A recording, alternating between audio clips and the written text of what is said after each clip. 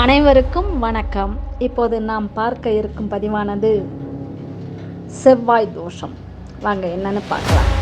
இந்த லக்னத்தில் பிறந்தவர்களுக்கு செவ்வாய் எங்கிருந்தாலும் தோஷம் இல்லை என்பது குறிப்பிடத்தக்கது. அங்காரகன், அதாவது பூமிக்காரகன் எனவும் அழைக்கப்படுகிறார். இவர் ஒருவரது ஜாதகத்தில் நல்ல நிலையில் இருந்தால் அந்த ஜாதகருக்கு வீடானது அரண்மனையைப் போல அமையும்.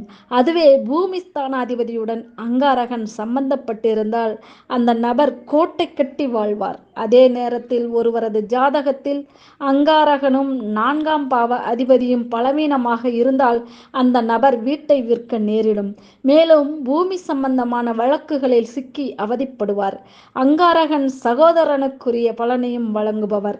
எனவே ஒருவர் ஜாதகத்தில் அங்காரகன் நல்ல நிலையில் அமைந்தால் அவரது சகோதரர்களின் உதவியுடன் பல காரியங்களை சாதித்துக் கொள்ள முடியும்.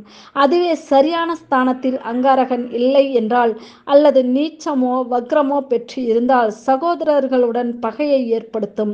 அதே நேரம் நீச்சபங்கஸ்தானமாக இருப்பின் ராஜயோகம் வாய்க்கும். திருமண பொருத்தம் பார்க்கையில் அங்காரகனுக்கு முக்கிய பங்கு உண்டு.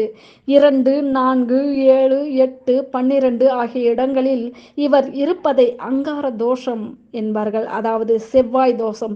இதனை செவ்வாய் தோஷம் என்றும் அழைப்பார்கள். ஆனால் குரு பார்த்தாலோ சனி பார்த்தாலோ அந்த தோஷம் நிவர்த்தியாகிவிடும். அதேபோன்று கடகம் மற்றும் சிம்ம லக்னத்தில் பிறந்தவர்களுக்கு செவ்வாய் எங்கிருந்தாலும் தோஷத்தை செய்ய மாட்டார். 2ஆம் இடத்தில் செவ்வாய் இருந்து மிதுனம் அல்லது கன்னி லக்னமாக இருந்தாலும் அது தோஷம் இல்லை.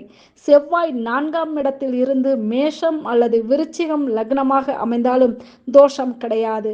செவ்வாய் 7ஆம் இடத்தில் இருந்து மகர லக்னம் என்றாலும் தோஷம் வராது. செவ்வாய் 8ஆம் இடத்திலிருந்து தனுசு அல்லது மீனம் லக்னமாக இருப்பினும் தோஷமில்லை. செவ்வாய் 12ஆம் இடத்தில் இருந்து ரிஷபம் அல்லது துலாம் லக்னம் அமைந்தாலும் தோஷம் கிடையாது. இதுபோன்று செவ்வாய் தோஷ நிவர்த்தியை பற்றிய பல தகவல்களை ஜாதக பிரகாசிகா என்ற நூல் விவரமாக கூறுகிறது. செவ்வாய்க்கிழமையும் சதுர்த்தி திதியும் சேர்ந்து வரும் நாளில் விநாயகரையும் முருகரையும் பூஜித்தால் கட்டாயம் மேற்கண்ட தோஷங்கள் அனைத்தும் விலகும், மக்கள் செல்வமும் உண்டாகும் என்பது ஐதீகம். நன்றி. மீண்டும் அடுத்த பதிவில் சந்திப்போம். வாழ்த்துக்கள், வளங்கள் யாவும் பெருகட்டும், அஷ்ட ஐஸ்வர்யங்களும் பெற்று வாழ்க வளர்க. நன்றி.